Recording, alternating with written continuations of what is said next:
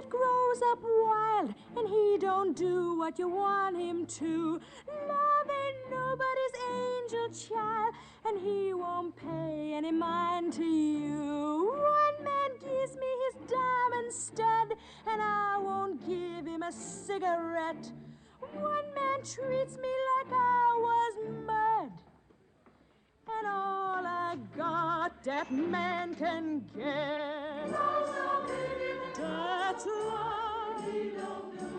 That's love. How could a person even begin to mention iconic Black characters in film without mentioning the role portrayed by Dorothy Dandridge in 1953, Carmen Jones?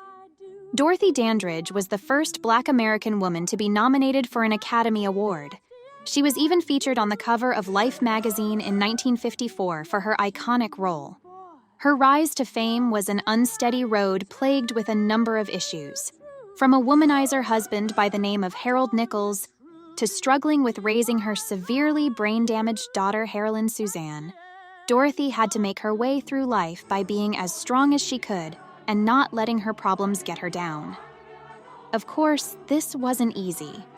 After filing for divorce from Harold in September of 1950, Dorothy became a solo act at nightclubs, meeting musician Desi Arnaz while performing at the Mocambo Club.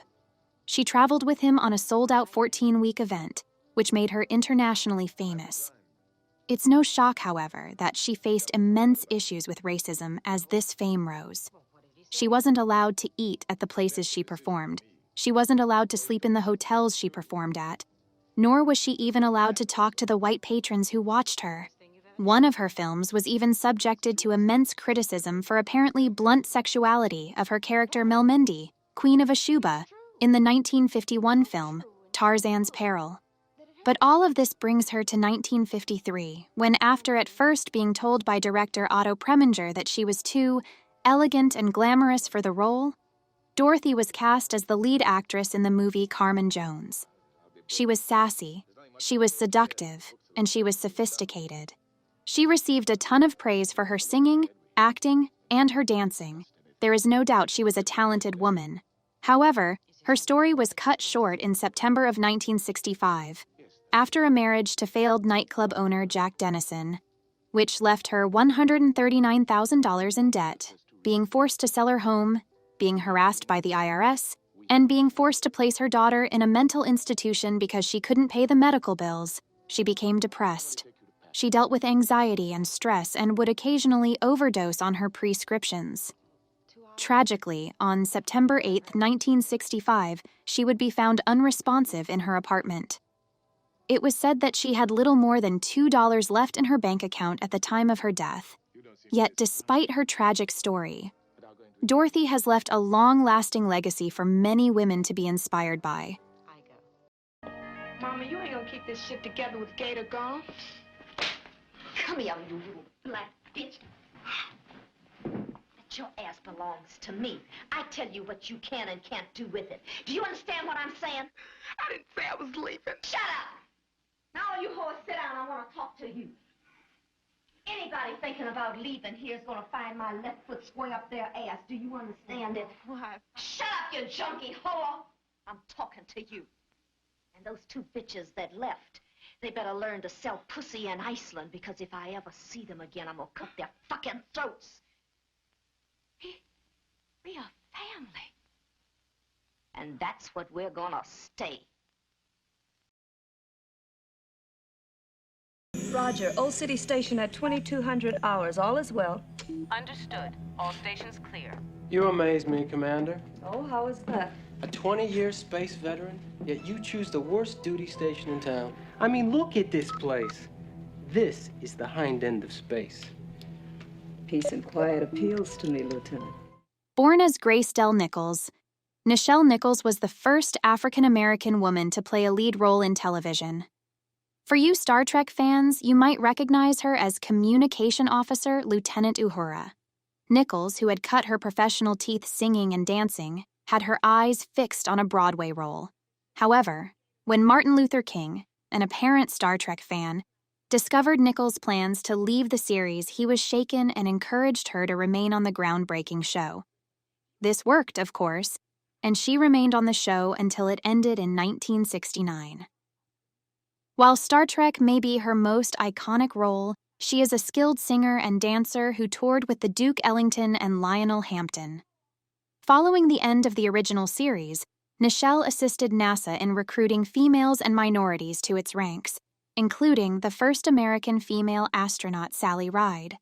She made strides in the industry that undoubtedly paved the way for young African American women and women in general. And she would agree, as she was quoted saying this, "I think it's been one of the most remarkable things in my career, that this one character that was a gift to me became this iconic image and inspired and impacted so many people's lives in positive ways." Moving over to the other side of the entertainment pool, we meet someone with the same last name but no relation. Born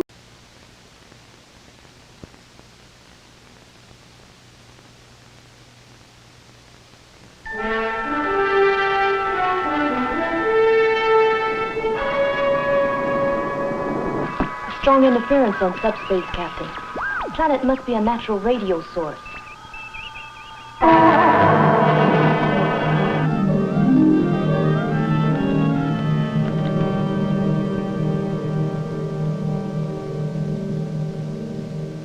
Hi, I'm Nichelle Nichols, but I still feel a little bit like Lieutenant Uhura on the Starship Enterprise. You know, now there's a 20th century Enterprise, an actual space vehicle built by NASA and designed to put us in the business of space, not merely space exploration. Now, NASA's Enterprise is a space shuttle built to make regularly scheduled runs into space and back, just like a commercial airline.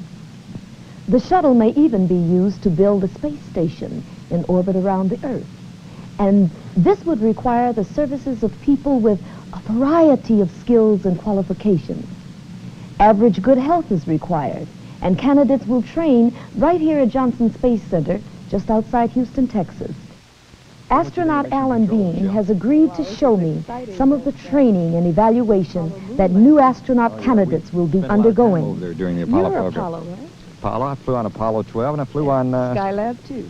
You know a lot. I know a lot about you, Alan Bean. This whole Johnson Space Center is not just controlling space missions. We got engineers that work in developing the hardware here, medical people that work on testing and the like.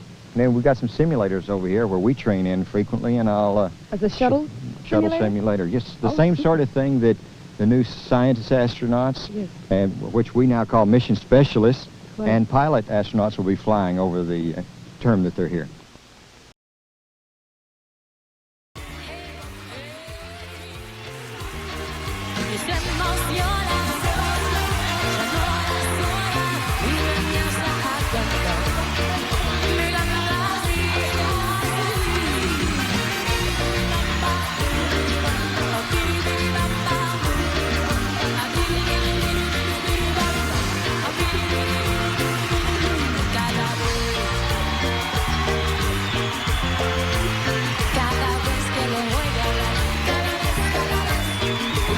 In film, Jennifer Lopez contributed into bringing the story of Selena Quintanilla Perez to life in the 1997 biopic.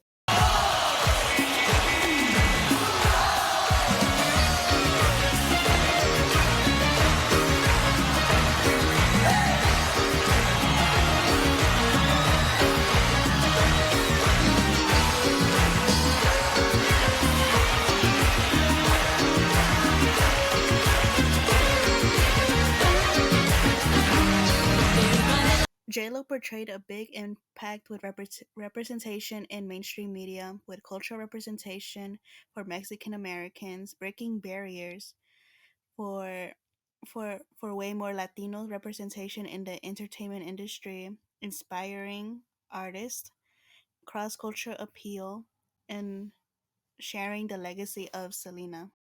Come on, the hardest part is letting go.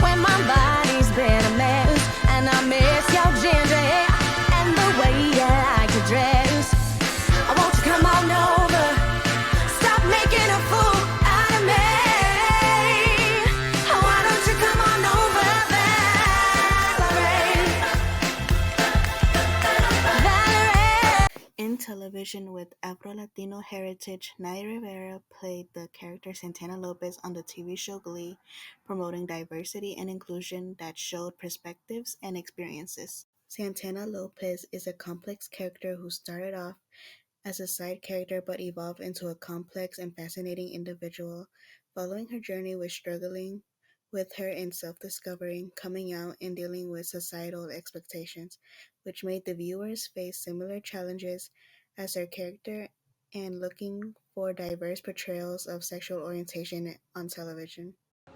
Hey, Santana, why don't you just come out of the closet? You know, I think I know why you're so good at tearing everybody else down. It's because you're constantly tearing yourself down because you can't admit to everybody that you're in love with Brittany and she might not love you back. That must hurt not to be able to admit to everyone how you really feel. You know what I think you are? A coward. With her being outed, this is one of the obstacles that she had to face as an individual who is struggling with accepting and embracing herself with her sexuality. I can't believe this is happening. I'm so sorry. I haven't even told my parents yet. What did you just say to her? I said I thought you were great. No, you're lying. No, he literally just said that. You tell her too? Santana. Everyone's gonna know now because of you. The whole school already knows. And you know what? They don't Not just care. the school, you idiot. Everyone. What are you talking about? Santana faces the obstacle of being out and trying to have self-acceptance. She still has worries with coming out to her abuela. I love girls the way that I'm supposed to feel about boys. It's just something that's always been inside of me, and I really want to share it with you because I love you so much. I want you to know me, who I really am. When I'm with Brittany, I finally understand what people are talking about when they talk about love. And I've tried so hard to push this feeling away and keep it locked inside, but every day just feels like a war. And I walk around so mad at the world, but I'm really just fighting with myself. I don't want to fight anymore. I'm just too tired. I have to just be me. Say something, please. Everyone has secrets, Santana. They're called secrets for a reason. I want you to leave this house. I don't ever want to see you again. Oh, Go you don't, now. I'm the same person I was a minute ago. You made your choice. Now I have made mine. Why? It's selfish of you to make me uncomfortable. Esto es una vergüenza. The sin isn't in the thing, it's in the scandal when people talk about it aloud. So you're saying it would have been better if I would have kept this a secret?